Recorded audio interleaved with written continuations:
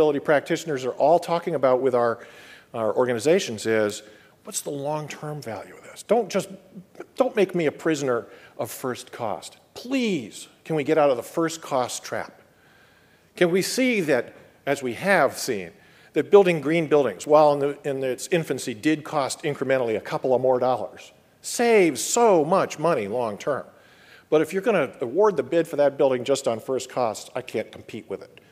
We're going to have, crappy HVAC and all these things, and it's going to cost you a fortune to run that building. So green buildings have unlocked people's minds to this notion of a broader set of paybacks than just first cost.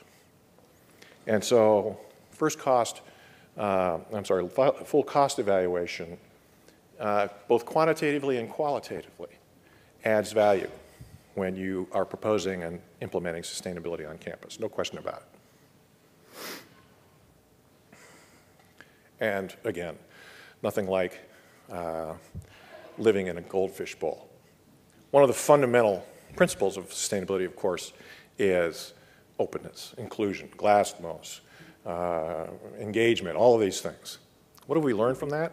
The corporate world actually taught us that lesson. I remember Dow Jones publishing stuff back in early 2000s about what they had found through the Global Reporting Initiative is that all this stakeholder engagement that companies were doing now under this new sustainability thing, and they were like teaching them how to say the word, they actually got early warning of coming threats to the organization because they were actually talking to people.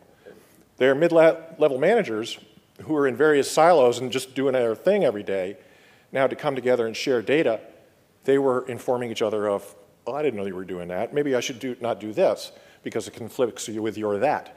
So they were getting better coordination. What does better coordination mean? It means we're hedging risk. And so the risk assessment people like it because we're seeing things coming and we're taking steps proactively.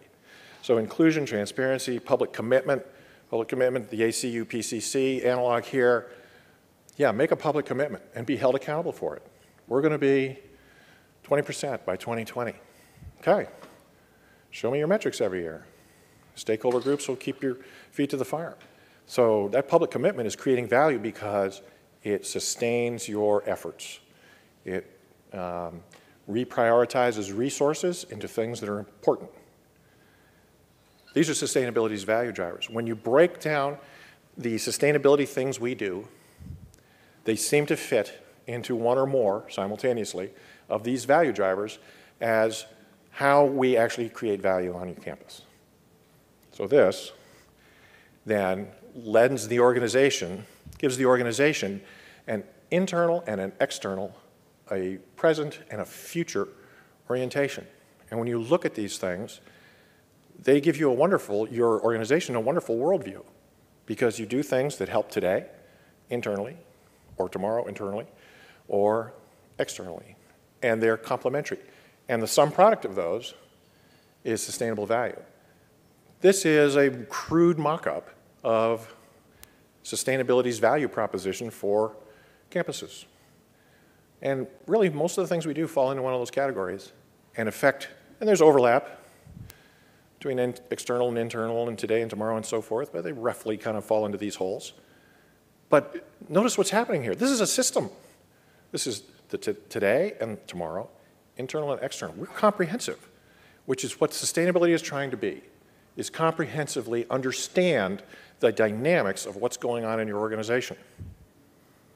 So this is the Y component of our equation. All right, now what is it that we do? What do we do on campus? What do we do? Anybody got any ideas? What's our product? Our product are students? No, students are our raw material. Graduates might be our product. Unless they flunk out, I suppose. We actually do a lot of things. That's why this is actually a fairly interesting question to ask. And we bring a lot of activities to the table to make those things happen. So let's start with the activities, and then we'll go to what we do. We looked at, me and some of my colleagues, strategic plans from campuses all over the campus master plans, articles, did some research. What is it that we do? What are our functions on campus? Well, roughly speaking, these are our functions. And they fall into these categories. This is our toothpaste factory. You know, I try to simplify it. What's our toothpaste? Do we just make toothpaste on a campus? What do we actually make? And what are the systems that we have to make that toothpaste? Well, these are the systems. So stakeholder impacts are a big system. And if you don't believe that, go to a place that has really terrible stakeholder relations. And boy, will they tell you, boy, we really wish you had that system working better. Can't get anything approved. The community hates us. The students hate, you know. We don't have good succession in our own internal stakeholder group. Part of this stakeholder impacts, of course, is leadership and professional development, because one of the major challenges that we all face is cultivating staff leadership and within our own system to carry on the activities of the campus. Obviously, town gown is a huge thing. Financial stability, all good.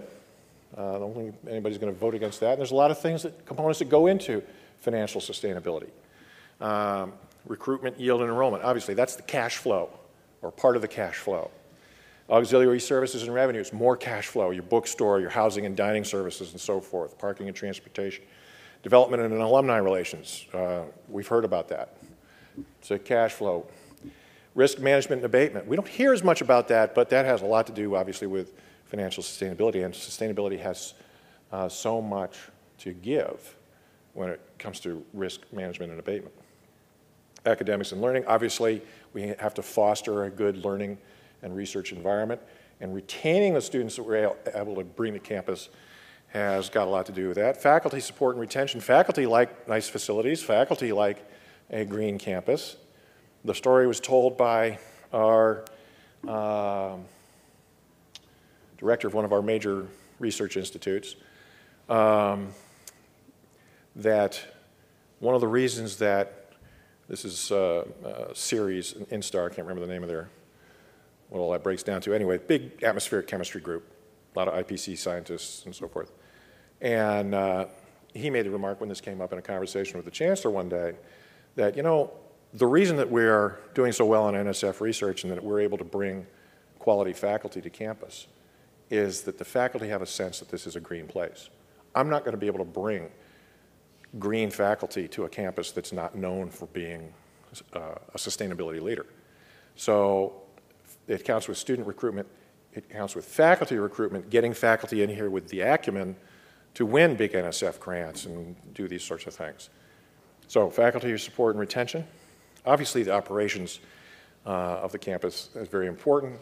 Having great facilities, and as we have here at the University of Maryland, those wonderful facilities, having them be safe facilities in every sense of the word. Operational excellence is a biggie. So these categories, and I think there's 14 of them or something, 2, 4, 6, 8, 12, really constitute sort of the breadth of what we do. And we're going to call those Z. So work with me now. We're going to try and put this together. We start out with STARS. Remember STARS? And STARS has categories under it, and those categories are the things we do, all the co-curricular, the operational impacts, and so forth. So that's the first element of our equation. We then added the value drivers of sustainability. How do those STARS categories translate and create value on a campus? We're now going to filter those through the operational support activities that we just talked about. So apply sustainability, value drivers, understand them through that, and we get total sustainability. What's it look like? So here's how we kind of break it down. Here's the toothpaste. So this is what we do. We deliver scholarship and discovery, local and regional economic development. I'm not going to read all this stuff to it. These are sort of our outcomes. And we do this by emphasizing the mantra, education, research, and service. On some campuses, it's just education and service. They don't have a big research component, whatever.